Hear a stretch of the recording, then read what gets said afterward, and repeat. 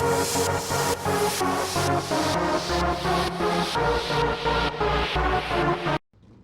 guys, so today I'm going to be doing a quick tutorial on how to drift. I'm going to go through initiation, like basically how to learn the basics of getting a car into a slide and maintaining it, and I'm also going to go across transitioning and a couple of key things that I find are important when you're trying to learn how to drift. I'll also link a video below from a Japanese, basically like a Top Gear thing they do, top version international or something like that, and that's got a lot of in-depth stuff to do with drifting. It's quite interesting. So basically guys, I'm running in the Mazda RX-7 quadrotor, and I'll link the download for this as well on the Assetto Corsa drift track. I'll go through wheel setup first with you guys. I'm using 900 degrees. I've got the force feedback up to 105% in the Logitech Profiler. I've also got no return spring, no dampening, that kind of stuff, and it seems to work quite well for me. So the basic things you guys are going to need: a steering wheel, the better with the rotation, like so more rotation I reckon is better, because you got more room to muck around. You're going to need a H pattern shifter. If you have a handbrake, that'd be awesome, but if you don't have a handbrake, I use the top right button. It saves me jumping over here to try and touch one of these, and it just feels right to me. It's the best I can really do. Also, we'll need some sort of clutch. So say you're running a 2-pedal wheel, this will be a lot more difficult, because you do need to use the clutch while drifting. So I'll actually go into the pits and just show you the car setup. Alright, so the only thing I do, I haven't done yet, is adjust the gears. So then lower ratios, a bit shorter, a bit more poke at the low end. Just gonna use everything else is set as normal. So I just leave it. No cockpit adjustable turbos, otherwise I'd set them to 100. So the pack that I'll link you guys has this, and a fair few other cars. Like if you see my last video, the Liberty Walks at Honjo, that car is in there as well. And right, so first things first that I'm going to go through, guys, is the oversteer slide out of a corner, which is where I started. I've seen a lot of people as well starting with that. As you see, it just kicks. Alright, so what you want to do is you want to come up to a nice corner, accelerate hard out of it while turning, and you're going to want to let the wheel do most of the work. Some cars haven't got enough force feedback to push it, so I'd recommend starting off with a BMW E30. I prefer this car because I've had a bit more experience in it, and I've been mucking around with it more recently.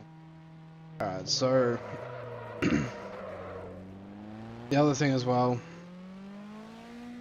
you really want to be able to feel what you're doing, so you're going to have a decent amount of force feedback. If you don't have force feedback, it's going to make things pretty difficult. So basically all you want to do is you want to turn more than normal, so you normal turn like that. You want to turn more and accelerate. Alright. And just practice doing that until you can catch it. So you can come in the corner, go stomp, so you can catch it. So make sure when you're straightening up, that is when your car is straight, your wheel is straight. Otherwise it's going to flick around and be a pain in the ass. So once you got that down, that's really the basis of drifting. You'll start to feel the car, and you'll start to understand where the back end is due to this feeling through the wheel, also the visual keys, and you'll learn how to mount your throttle through that. So just hold it flat, just gonna spin. Alright, so you gotta balance your throttle as well as your steering. So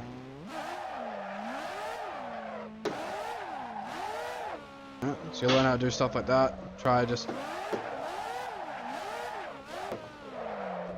feathering it like that. It doesn't matter if you go off, it doesn't matter if you crash. It's learning. So once you get that down pat of coming out of a corner sideways and straightening it up, you're going to want to start practicing to do it into a corner. So say you come up to a corner, register at the start, and balance the car through, and straighten up. Alright, so you're getting that feel of keeping your car sliding through a full corner. Alright, there's a bit of wheel play in it and there's a bit of throttle management. You'll figure that out as you're playing around. You'll understand, after mucking around with it enough, how it all feels and when to put throttle in, when to take it out, when to, you know, correct more, and when to, you know, bring back the correction in order to keep it going. Alright. Once you got that down pat, this exercise needs a clutch, so I don't have a clutch. Probably skip over this. But basically, you're gonna come into the corner. Alright, you accelerate a bit, clutch and kick, and then bring it back. Alright. Basically, all we're doing there is we're building up the revs and then bringing it right back to the drivetrain, which is bringing on more power, brakes, traction. So you throttle down, clutch. Alright, so clutch in, just real quick, just bang. That's pretty easy to do. Like, you can use a clutch in the corner as well to manage stuff, like transitions and stuff like that. A clutch is handy. Also, when you're handbraking, you might want to, you know, if you don't have a clutch, it's going to be difficult because you will stall the car, but maybe you have something in place that will stop that, like an auto clutch or something like that. But alright, so the other thing I'll show you with the transitions. So clutch in, get the transition going.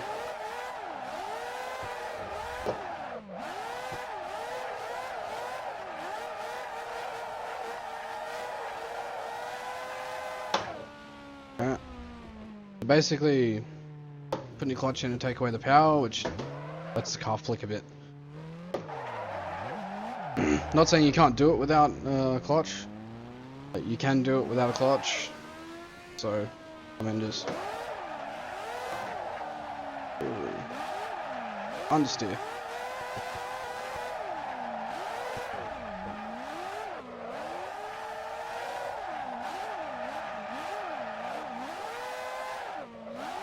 As you see, for me, a clutch makes it a lot more smooth. So once you get your clutch kicked down, like, you'll be learning how to deal with a burst of power. Another way of doing it is handbrake. So when you use your handbrake, you want your clutch in, handbrake, let the clutch out with a bit of throttle in. So I'll show it on this corner, as you see.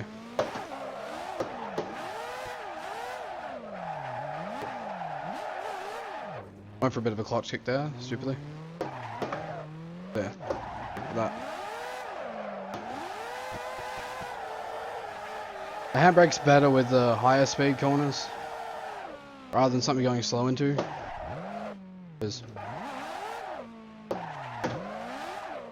doesn't quite work. You go on a bit quicker. Or the handbrake turns, they're always fun. Alright. So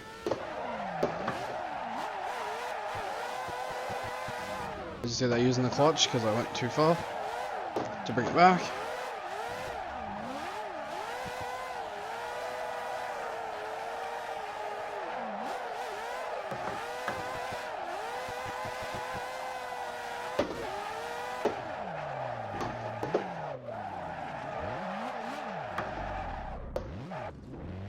The other thing that I see a lot from people that have asked me to teach them and stuff like that is when they go too far in the slide, they tend to hit the brakes, which is, it's a common response. A lot of people, when they start to spin, they just want to stop. It's a pretty understandable thing. So basically, instead of, you know, so you go too fast, you don't want to hit the brakes. The brakes aren't going to help you. They're going to fuck you up. So just brings it back around more. May stop you, but it brings it back around more. The way I see to do it is, I'm too far, clutch in. Alright, so you come into a corner and you're kicking way too hard, clutch in. most of the time, you should be able to catch it. If you've gone too far, you're not going to catch it. Back drifting, alright? So, I've gone across the way to use the clutch. A few people without a clutch, it's going to be fun. But, there's ways around everything. Alright, so the other thing I went through about the handbrake and just the general power oversteer. So with transitioning, as you saw before, I like to use the clutch. You can do it without the clutch. You can even do it with handbrake. So clutch in. Oh, that's been way too hard, but trying to talk while doing it makes it hard for me. As you see, I'm just using the clutch. You can use it to balance through the larger corners as well to keep the power going. If you have a lower powered car, you're probably going to want to use the clutch a bit more to balance the power and just keep it in that power band. So yeah, like, you know, handbrake it in.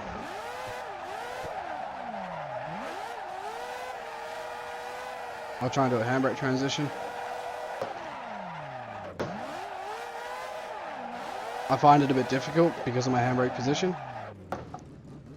So if I had one that was easily accessible, like so here or something like that, that'd be a lot better for me. But being where it is, it's hard to do in the middle of a drift.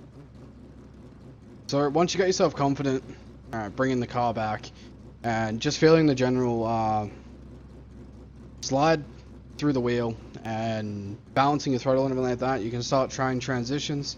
All you want to do is you want to let off and flick the car back. So then you gotta start recorrecting really quickly as well with a lot of flicks. You don't want to flick too hard, you don't want to flick too soft. As you saw how I was flicking it, that's just a general way. I'm not the best drifter, but I can, so thought I'd try and help people out that aren't able to do that. The download link for this car, as well as the other cars in the Titan mod, will be in the description, guys. Feel free to leave a comment if there's something you don't quite understand. It may be a bit hard to follow.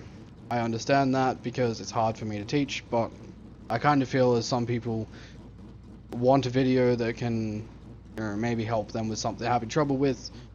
And basically I just want to get all the information out there. Another thing that I want to put across to you guys, I put a post on Reddit about it. I want to do some sort of drifting competition. I need at least 10-15 people to show interest, plus I need some people as judges. So if you guys are interested, please comment this, you know, reply to it on the Reddit when I put it through there, reply to it on Facebook, reply on Twitter, stuff like that.